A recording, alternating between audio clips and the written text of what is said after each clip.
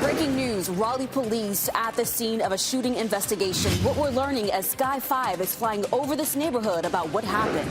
Countdown to puck drop. Tonight is game one of the Stanley Cup final, and the Canes are making final preparations. How Caniacs are gearing up ahead of tonight's big game. Weather's just perfect for all the outdoor festivities here at Lenovo Center for the Stanley Cup Game 1. But I'll talk about when temperatures heat up a bit more. We are entering the eye of the storm. Tonight, the Carolina Hurricanes take the ice for Game 1 of the Stanley Cup Final. Good afternoon, everyone. I'm Renee Chu. I'm Chris Levin. Thank you so much for joining us. I don't know why, but I feel like a lightning bolt was appropriate right there because it goes with the theme of today. It's super exciting. But the weather is practically perfect for outdoor fun ahead of Game 1. And meteorologist Elizabeth Gardner is live at Lenovo Center, and she has a look at what to wear for tailgating and watch parties. But I mean, arguably anything Canes related, Elizabeth, you can't miss. Come on, there's only one thing to wear, and that is this right here, right? Not wearing anything but your jersey coming out here today. Now, you might want to wear some shorts under it. It's nice and warm, and temperatures as we get into the afternoon are going to climb into the upper 70s. But what makes today so perfect is the humidity is low. I mean, we just couldn't have asked for a better day. We had high pressure built in and bring us all this sunshine and low humidity. It looks gorgeous. Right behind me, they're setting up the stage for Brothers Osborne, and they're going to take the stage here at 5:30. There's also just a lot of other fun stuff to do while you're here, and the weather, as I mentioned, just couldn't be more perfect. Let's take a look. We're going to look from afar at our camera at the Lenovo Center, talk about what our temperatures are right now. We're looking at a temperature of almost 70 degrees currently, so it feels, look at that, 73 degrees now, but the dew point is 45, and that is almost unheard of for the second day of June. Absolutely incredible. Perfect out here right now. Our temperatures are in the low to mid 70s. When the gates open here at Lenovo Center, it'll be around 78 degrees, and I imagine a lot of people are going to try to get here very, very early. You can do tailgating. They're going to have food trucks and a concert, as I mentioned, at 5:30. At that point, expect 74. And then they open the doors to the Lenovo Center at 6:30, and the temperature will be right around 72. Coming out of the game, it's likely to be closer to 60, but obviously you're going to have your jacket on in there because it's cold in there. We do have the potential to hit a record low tonight, which is something we don't always talk about in June, but I'll talk about how chilly it will be tonight and early tomorrow coming up. But perfect tailgating weather. Elizabeth Gardner, thank you so much. The only storm that we want to see is the one brewing inside the Lenovo Center, so get ready for that storm surge. Game 1 just hours away. Yeah, that's the WRAL weather alert day we want to see, right? Well, WRAL's Ali Kadlabar visited Lenovo Center this morning before the loudest house in the league gets amped up. It's quiet right now, but do you hear that? A storm is brewing here at Lenovo Center. We're expecting nearly 20,000 people to pack the arena. Right now we can see they're testing out all of the screens and displays with that Stanley Cup Final 2026 showing. You can expect to feel the whirlwind of excitement in all parts of the triangle, from inside the arena to outside, with a free concert at 5:30 followed by a watch party. Players tell WRAL they feel the support of the entire city and state. We spoke with a fan who watched the Canes take home a Stanley Cup in 2006. He'll be back in the stands cheering once again, and he expects it to be even louder this time. It's an absolute blast. It's fun. The people are amazing. It is really loud. I know they say it's the loudest house in the NHL. We're during the Cup Finals. It's pretty darned loud in there, so it's a lot of fun. And hanging on the rafters tonight, the Stanley Cup Final 2026 banner. A lot of excitement here for puck drop. It is at 8 o'clock. WRAL is going to have full coverage throughout the day and throughout the night. Reporting at Lenovo Center, Ali Kadlabar, WRAL News. Well, and that party starts well before puck drop today. Country music duo Brothers Osborne will be performing a free concert outside Lenovo Center ahead of Game 1 of the Stanley Cup Final. The show starts at 5:30, and fans without game tickets can stick around for a watch party on the South Plaza. And you can count on WRAL for complete team coverage as the Canes begin the Stanley Cup Final run. Our team will be live at Lenovo Center today throughout all the evening newscasts, and then look for highlights, fan and player reaction after the game, both on air and online. Well, we do have new information today about a body found near Falls Lake last year. Newly released search warrants indicate that investigators know who the woman is and that she was murdered. WRAL's Sean Gallagher is out near Falls Lake right now. Sean, what else have you learned since you've started looking into this story? Well, Chris, the Wake County Sheriff's Office just confirmed to me that the body they found here last year is being investigated as a murder. They found that body about 30 to 40 feet off the roadway here, right near Falls Lake off of Creedmoor Road. And in a newly released search warrant, investigators are tying that to a missing person report that was started by the Raleigh Police Department in December of 2024. Now, the search warrant identifies the victim as Brittany Elizabeth Wilkinson. Her body was found here near Falls Lake off of Creedmoor Road. And this is the timeline according to that newly released search warrant. Wilkinson was last seen alive on November 8th of 2024. Then nearly a month later, Raleigh police started its investigation for a missing person with the possibility that she may have been murdered. But it was in July of 2025 that Wake County Sheriff's deputies discovered a dismembered body here near Falls Lake. Parts of her body had been removed using an edge device, according to the medical examiner's office, leading them to believe that she was killed. Now, I have reached out to both Wake County Sheriff's Office and the Raleigh Police Department about updates on this case, and I'm currently waiting for a response. We'll, of course, update that online and on WRAL News Plus throughout the day and have updates this evening starting at 4 o'clock. For now, in Wake County, Sean Gallagher, WRAL News. Well, we also have new information about a teenager accused of killing his sister and seriously injuring his brother. Jackson Borrello is facing murder and assault with a deadly weapon charges. A new search warrant indicates that Borrello FaceTimed a friend and said, quote, "I did it." Law enforcement found Borrello's 12-year-old sister, Clara, dead at the home and his 9-year-old brother seriously injured. The search warrant shows investigators found a knife and a hammer near the two children's bodies. Laura Levine here in the WRAL Live Center, staying on top of breaking news this noon. Raleigh police at the scene of a shooting investigation on Summit Avenue. You can see Sky 5 is flying there over the scene. This live picture where you can see several police officers there in this neighborhood talking to people at the scene. We have very limited details right now. Raleigh police really hasn't shared any information about what's happening here, but we do know again that they are investigating a shooting that took place here on Summit Avenue. This is right off of South Saunders Street. Initially around 11:24 is when Sky 5, I believe, began flying over this scene. So, of course, as soon as we learn more about what exactly happened here, we're going to keep you updated. But again, a very active situation that we're following in the WRAL Live Center. Laura, thank you. Breaking within the last 30 minutes, we are hearing from the attorney representing the woman at the center of the investigation into a Shelby police officer's conduct. Video of that officer from a home security camera shows him repeatedly punching a woman during an arrest. WRAL's Luis Fernandez joins us now. And Luis, what have we learned about the woman involved here, 34-year-old Sherry?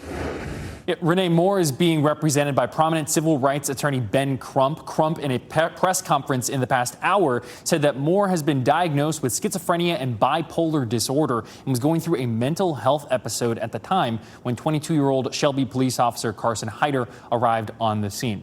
A video of the moment, which you're going to see here shortly, I want to warn you, is graphic, shows what happened. This is Moore during the press conference. The video shows Hyder punching Moore multiple times before another officer arrives on the scene. Crump says medical records show Moore suffered a fractured nose, and he will be presenting those records with the hope of increasing charges against Hyder.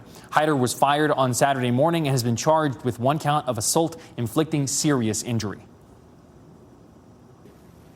A badge is not a license to be brutal. Amen. We expect the police to treat our citizens with humanity, with dignity, with respect. Moore is facing charges of breaking and entering, assaulting a government official, and resisting arrest. The FBI is investigating allegations of excessive force in all of this. We'll be following this story closely. Luis, thank you. Republicans in Minnesota face criticism after holding a moment of silent prayer for Derek Chauvin during their party's convention. Chauvin is a former Minneapolis police officer convicted in the 2020 murder of George Floyd. He is serving more than 20 years in prison on both state and federal charges. Floyd's death sparked protests around the country, and Democrats called Saturday's prayer disrespectful of the legal system and to Floyd's memory. Some conservatives have called for President Trump to pardon Chauvin for his federal conviction, despite video showing the officer kneeling on Floyd's neck for 9 minutes. They finally came over the intercom and said the train, shortly after leaving the Durham station, collided with a tractor trailer. So that's WRAL education insider Emily Walkenhorst, and she's talking about this video on your screen from Sky 5, the aftermath of that crash. Durham police received a call around 9:45 this morning about this, and the crash happened on the tracks near the Grant and Pettigrew Street intersections. Well, Durham police say the tractor trailer stopped on the track, and that was what was happening, right? The railroad crossing arm was moving, and then the crash happened. Now, we do know that at last check, the driver of the tractor trailer was injured but is expected to live. But as for why the truck stopped, well, WRAL is working to learn that. Hodge Road near I-87's entrance ramp in Wake County is reopened, and that's after a cement truck overturned, blocking traffic. The WRAL breaking news tracker arrived at that scene around 8 this morning, and a black sedan involved in the crash appeared to have damage on the front driver's side. A tow truck was on scene to remove the large truck, which was on its side in the middle of the road, but no word on injuries or even charges. Today, the Wake County School Board is set to hear another request to increase the price of school meals. The district is considering a 25-cent price increase per meal. The district hopes to raise more than $500,000 from it, and that would help pay for costs and boost savings. It would be the 5th year in a row for a price increase. A family of 2 students would end up paying about $90 more next school year. The district is tying this increase to a few reasons, including an increase in the cost of food and in cafeteria worker wages. If you were a parent in the school district back in the fall of 2021, you might actually remember some of this. There was a sick out for a lot of cafeteria workers back then, and since then the school board has drastically raised pay after not raising pay for a lot of those workers for a while before that. Ask, why are the district's meal prices higher, and significantly so, than other districts across the state? And why are they raising prices more than anyone else? Today's meeting starts at 2 o'clock. Next at noon, protecting your money. That's the idea behind a bill that's moving through the state legislature today. House supporters believe that it will prevent you from paying for the costs associated with operating data centers if they are built. Limiting social media access, why state lawmakers say restricting certain young people is needed, and why they think a proposed bill is the way to make it happen. And we are live at Lenovo Center ahead of the Carolina Hurricanes going against the Vegas Golden Knights for the Stanley Cup Final. We're taking you on a little stroll as we approach the arena there. Hear how you can still get in on the action if you didn't get a ticket. Coming up next, see storms moving in with WRAL's exclusive Dual Doppler 5000, sponsored by the WRAL Weather app. Download now for live radar.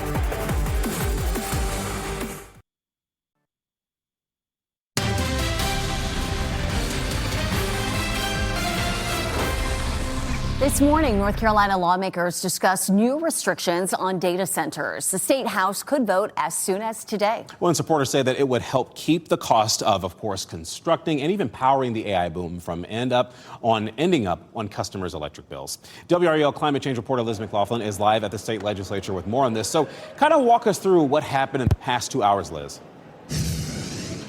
Sure. So this bill advanced through committee this morning after a heated debate about water use, electricity costs, and actually North Carolina's energy future. See, supporters say that the goal is to put guardrails around these data centers without discouraging the investment that they could bring. One of the biggest provisions here, of course, around electricity costs that would require utilities to structure contracts so that these data centers would have to pay more of the data center. But to have a balanced approach so it doesn't affect our critical infrastructure, our water and our electricity. So as you heard there, Winslow saying that the goal is to put guardrails around these data centers without keeping these data centers from bringing potential investment to the state. But of course, there's been so much concern around resources, especially water. What we've heard from a lot of these communities, these hyperscale data centers can use up to 5 million gallons of water a day. So this bill would require these data centers to use what's called a closed loop cooling system. The big draw on that water is to cool cool these servers. And so that would at least recycle some of the water, keep it from fully evaporating out of watersheds, and also a provision that would require utilities to have these data centers pay for more of the infrastructure costs tied to serving them. It would also require that we couldn't, regulators couldn't retire certain coal plants or certain power plants without nuclear advancing first. That's a concern for some for keeping those coal plants online longer. A few more stops here at the legislature, but we could see it on the House floor this afternoon. Live in Raleigh, I'm Liz McLaughlin, WRAL News. Thank you. And that's not the only topic that state lawmakers will be tackling today. They will also discuss a bill today that would place new limits on social media. The bill would ban social media accounts for children younger than 14 and require parental consent for 14 and 15-year-olds. If it becomes law, companies could face fines of up to $50,000 per violation.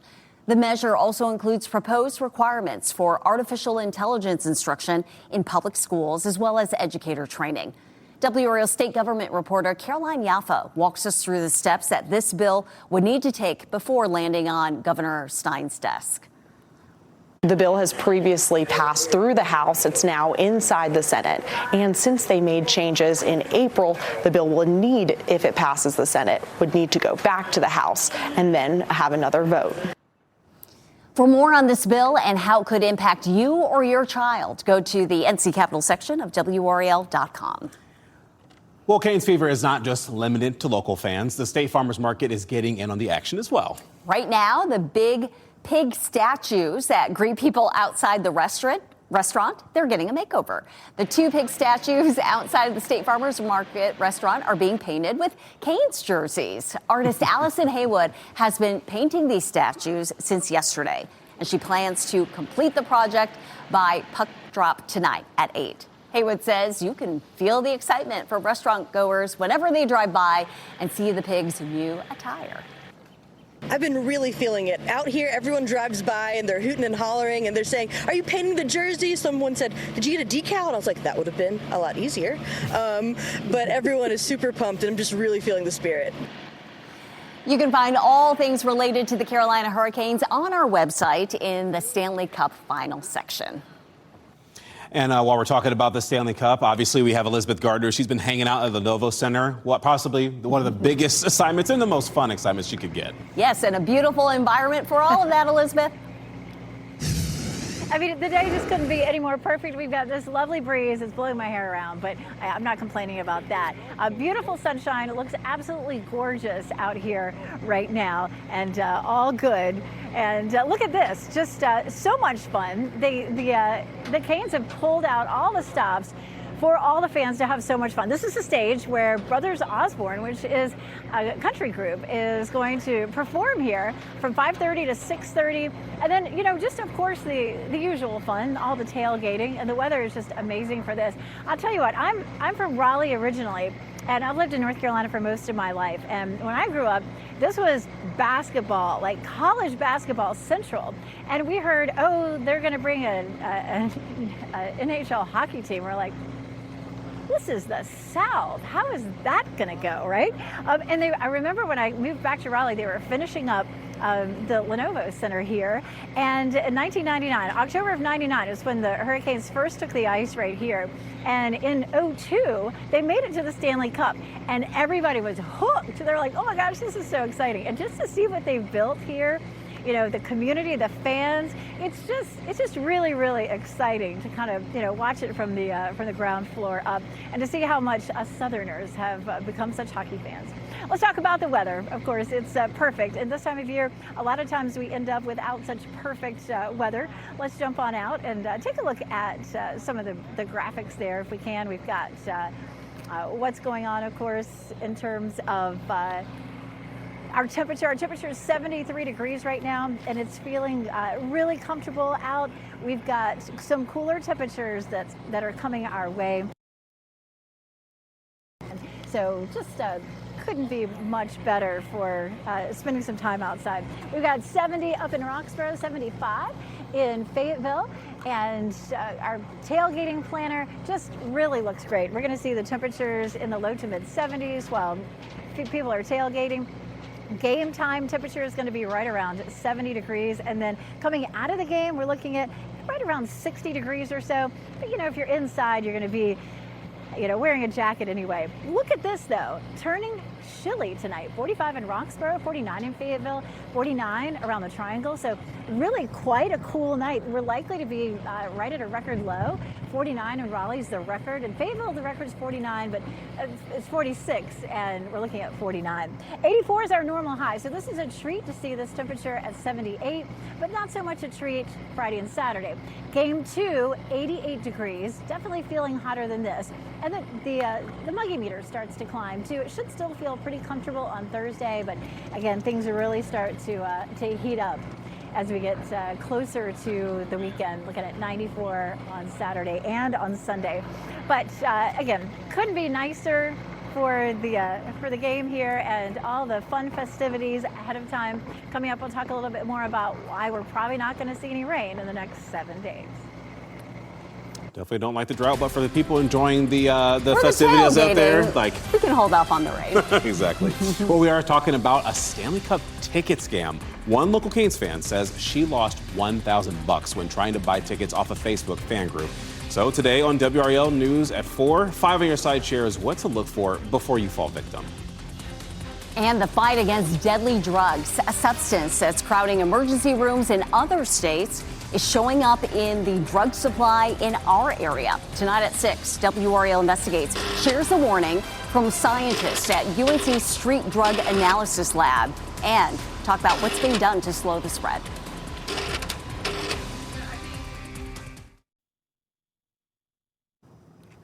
Well, the 82nd anniversary of D-Day is this Saturday, and a movie in theaters is now centered around the forecast leading up to the mission. Meteorologist Chris Michaels talks about that forecast and why it was such a pivotal point in World War II history. So this is one of the more fascinating case studies of how weather plays a role on military operations. And so on June 4th in 1944, General Eisenhower was ready to storm the beaches of Normandy, but there was a weather team led by J.M. Stagg who said, hold off on that because there's a storm coming through. That storm came through. It canceled the recon mission for the Germans. So by the time the 6th came around, they were caught by surprise by the Allied forces, who still had to deal with some fog and some choppy waters that really made it difficult there on the beaches of Normandy. There's France, the beaches toward the northern part of the country. So that first storm system was in the English Channel. It cleared pretty quickly while we had a second storm system that was moving across the Atlantic. So there was just enough time between the two to allow Allied forces to go in and carry out Operation Overlord. Now, let's say it didn't happen on the 6th. The next window of opportunity was the 17th through the 21st, at which point another storm brought hurricane force wind gusts and destroyed hundreds of warships. So had it not been for that accurate forecast, history may have been written differently. That's the second time I've heard that story today, and it's so fascinating the second time around. I love that. See the impact of weather and weather forecasts in your planning. Very cool. All right, so we're talking about Caniacs uniting. Canes fever is spreading across the Triangle in the state, but the best remedy? A Canes win tonight. We're going to get you a look outside Lenovo Center a little bit later to show you a little bit more about the free concert that you are free to go to. We have meteorologist Elizabeth Gardner there for that part. And excitement is building across the Triangle for Game 1 of the Stanley Cup Final tonight. 5 on your side shares where you can watch, celebrate, and join in the fun without a ticket. And we do have your winning NC Education Lottery numbers right here on your screen.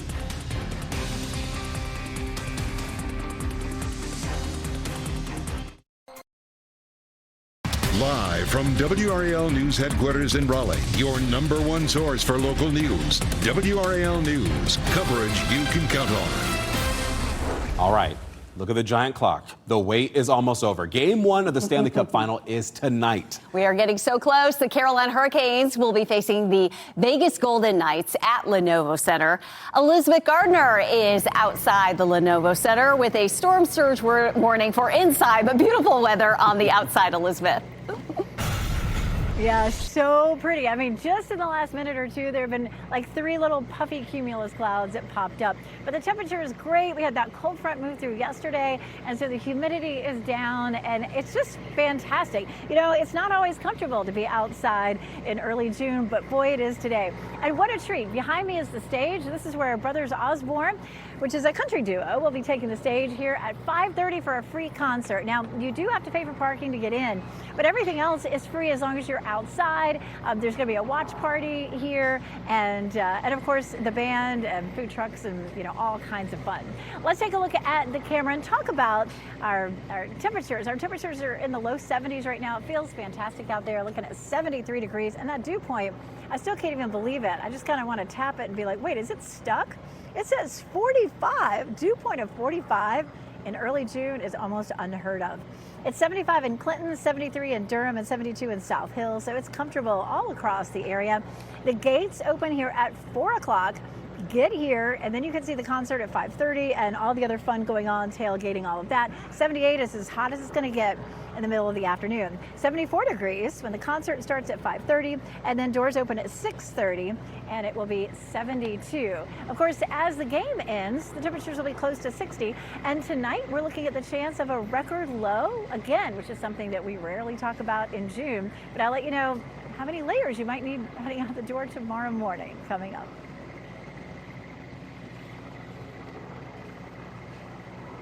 Day today. All right.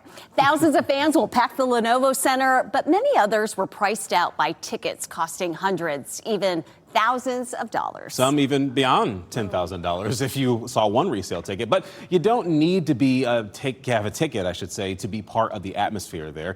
And 5 on your side's Keely Arthur shows us where Hurricanes fans can still catch the action and soak up the excitement.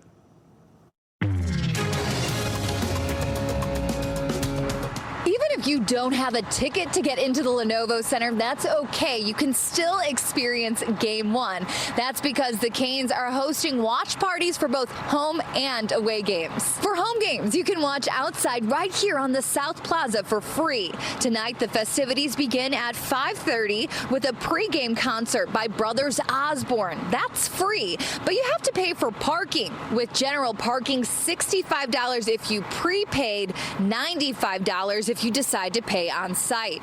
And then for away games, you come right back to the Lenovo Center and watch the game on the video board inside. Parking this time is free. You only have to pay $10 for a ticket, which will benefit the Carolina Hurricanes Foundation. And if you don't want to come down to the Lenovo Center, that's okay. The Carolina Ale House is hosting watch parties, and the NHL also has a list of local bars and restaurants participating as well. Just go to WRAL.com and hit Don't Miss It to find all the festivities.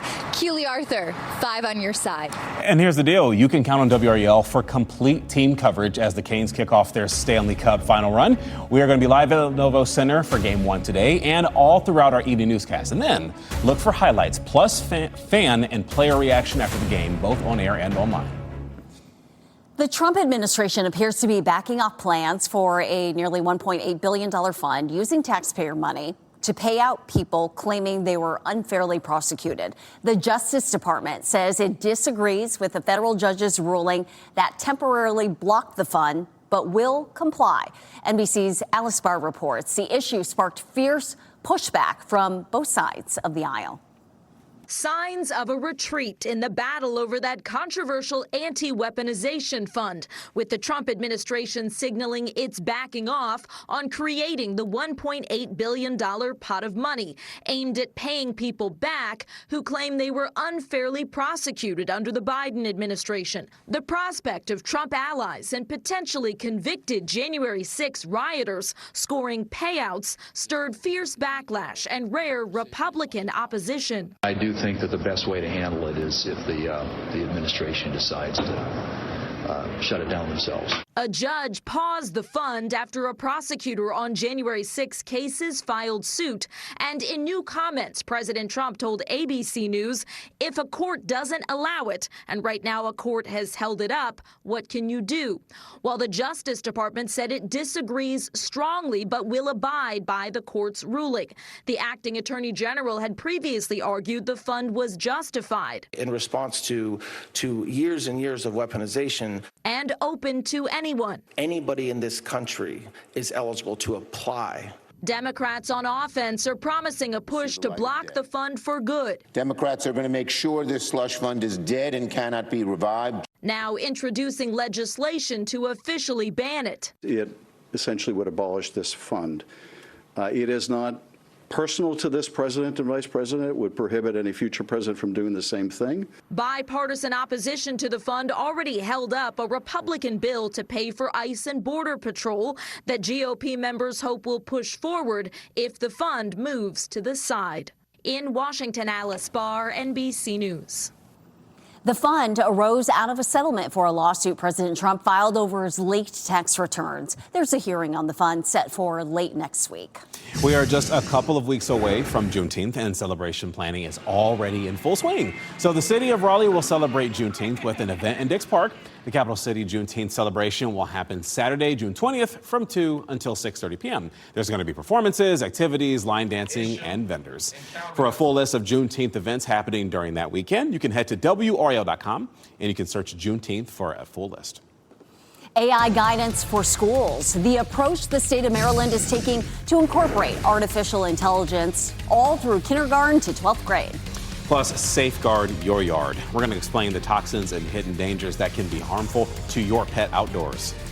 Be sure to stay with WRAL News on the go by downloading the WRAL News app and get breaking news alerts and customized stories right to your device. Turn those notifications on.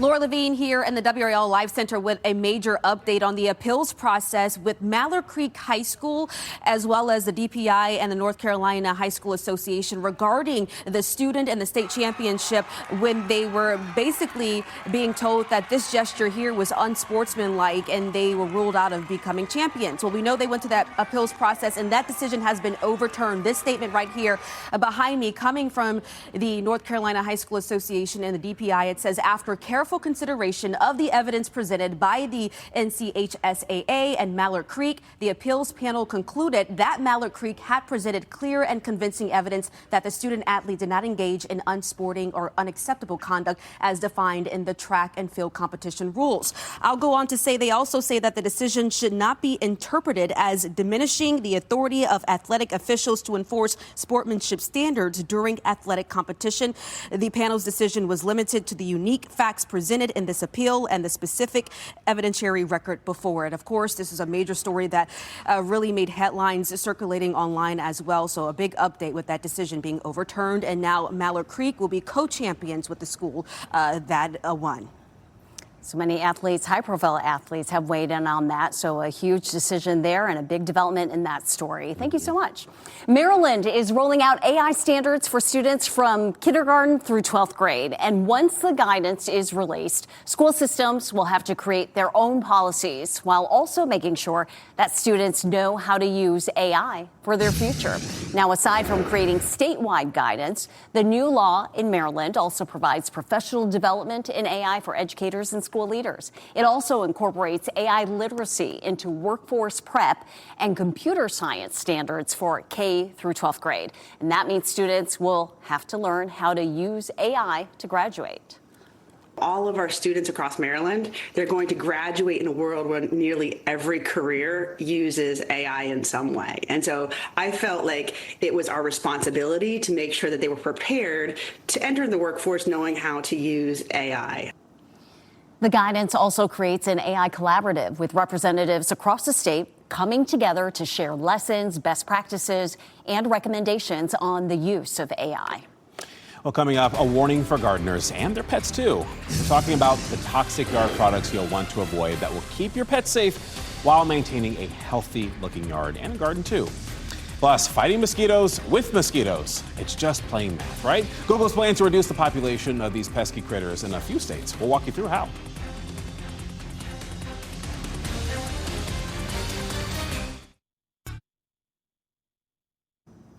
Welcome back. Lawn and garden enthusiasts are kicking into gear this season, but pet owners should also use caution with certain yard products. Kevin Uretsky shares a few plants and products that can prove harmful. With the weather warming up, many folks are heading outdoors to tend to their yards and gardens. But veterinarians say pet owners with green thumbs might want to listen up. So pets are naturally curious and they explore their environments with their paws and mouth. From pesticides to fertilizers, plant species, and beyond, there could be plenty of pet hazards lurking around your property this season. Dogs and cats specifically are going to be at a higher risk of these intoxications compared to people because they walk directly on treated surfaces and then groom themselves. Before letting dogs and cats wander around, owners should watch out for the following. Lilies are extremely dangerous. Sago palm is highly toxic and can cause acute liver failure. Blue-green algae can be found in ponds and standing water and can be rapidly fatal. And then flowering plants such as oleander, azaleas, rhododendrons, and foxglove can affect the heart. And with people flocking outside for cookouts and picnics, dog owners bringing their furry friends as a plus one need to make sure their canines don't get into these foods. Grapes are extremely dangerous for dogs and can cause acute kidney failure. Things like onions, garlic, leeks, chives, they can damage red blood cells. Signs your pet may be impacted can depend on the toxin they were exposed to. But some common symptoms can include vomiting, diarrhea, lethargy and weakness, drooling, which can be a sign of nausea, tremors or seizures, difficulty walking.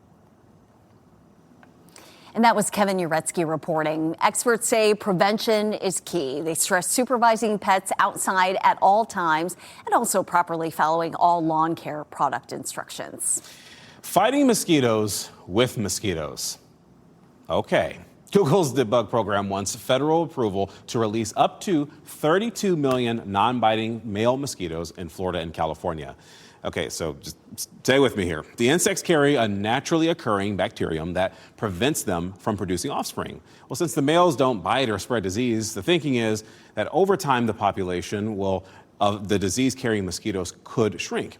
And the EPA is considering this request. What a fascinating I just read a lot of words, concept. and I'm just like, really? Okay. Let's just breed more good mosquitoes. Oh, and typically you'd see more mosquitoes when there's a lot of standing water, which I don't really think is the problem because we are not really seeing the rain that we would like to. But today, we're okay with not seeing rain, at least in a couple hours from now. We have really good weather for today's big game. Elizabeth Gardner outside Lenovo Center, and it looks like a lot of activity behind you there, Elizabeth. Yeah, they're getting ready for the show behind me. I'll tell you what, on most June days, you would not be comfortable in jeans and a long sleeve shirt, but they're getting all prepped up here. So this camera is called a jib, and you can see it's on a long pole here. And just about 60 seconds ago, it had a shot of me and this monitor back here. We were having so much fun with that, but they took the drums instead. So yeah, they're getting ready. This is going to be Brothers Osborne behind us, and I think that's going to be so much fun for all the fans. If you haven't heard of them, they are a duo. I wish they would take the camera again. That was so much fun. But anyway, great fun out here. Let's take a look at, of course, the camera looking over at the Lenovo.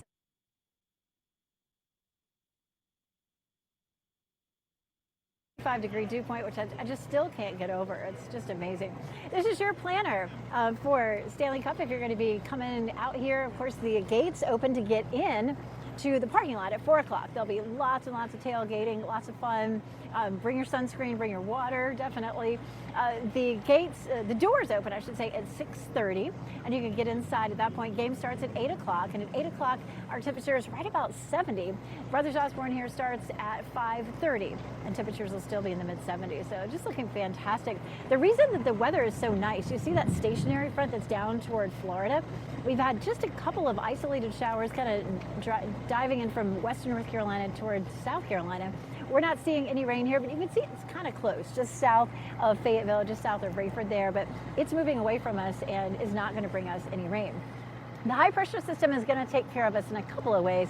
Sinking air with a high will lead to lower rain chances, but it also helps to warm things up. As that high slides east, our temperatures will start to climb into the 90s. And the high pressure, as I mentioned, keeps us dry. So our forecast for rainfall for the next 5 days is almost zero. Look at that, all the way through Saturday. There's a small chance for some rain on Monday, but it definitely looks dry and hot all the way through Saturday and Sunday. And you can see again that chance of some rain on Monday.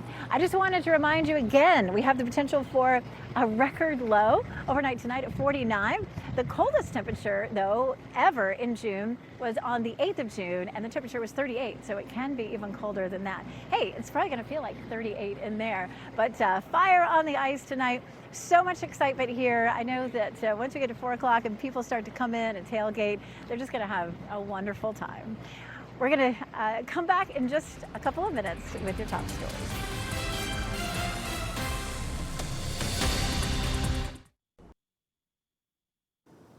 As we wrap things up, here's a look at a few of the headlines we're following today. We are staying on top of breaking news. Raleigh police are investigating a shooting. This happened in the 100 block of Summit Avenue in Raleigh. Sky 5 flying over the scene there as police investigated. We are waiting to find out more information about what happened there. Police do tell us there is no threat to the public. We have new information about the teenager accused of killing his sister and seriously injuring his brother. Jackson Borrello is facing murder and assault with a deadly weapon charges. A new search warrant indicates that Borrello FaceTimed a friend and said, quote, "I did it." Law enforcement found Borrello's 12-year-old sister Clara dead at the home and his 9-year-old brother seriously injured. The search warrant shows investigators found a knife and a hammer near the two children's bodies. Tonight is the night we've been waiting for. The Carolina Hurricanes will face the Las Vegas Golden Knights in Game 1 of the Stanley Cup Final. Doors open at Lenovo Center at 6:30 tonight. The puck drops at 8 o'clock. There will be a free pregame concert from Brothers Osborne starting at 5:30 p.m. We'll be bringing you live team coverage from Lenovo Center starting at 4. A 64-foot statue of Lionel Messi in Indiana is on the move right now, as the sculpture was commissioned by a football club in India. Now, it took dozens and dozens of workers nearly a month to complete the massive structure using fiberglass and steel, and it's only been up about 6 months. But residents have flooded authorities there with complaints that the statue was swaying heavily in the wind. So they decided to take it down and store it until they have to settle on a safe location. Our pet of the day comes to us from Perfect Match Rescue. Meet Peace. Oh. This 3-year-old shepherd hound mix weighs about 50 pounds. She is finally ready to enjoy life after raising her puppies. Peace is a gentle, sweet-natured girl who can be a little shy when meeting new people. She is potty trained, great with other dogs, and has done wonderfully with children.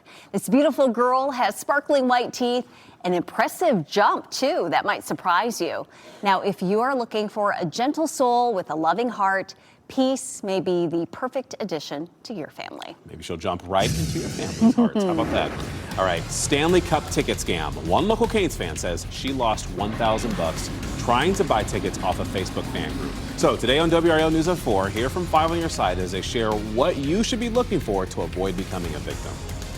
And NBC News Daily is next on WRAL with your next local news update in about 30 minutes. Sending all the good luck vibes to the Carolina Hurricanes for their Game 1 in the Stanley Cup Final. Cannot wait. And you can get breaking news updates anytime with our WRAL News app. We hope you have a wonderful day. Keep watching WRAL News over the air Channel 34 and Spectrum Channel 1257.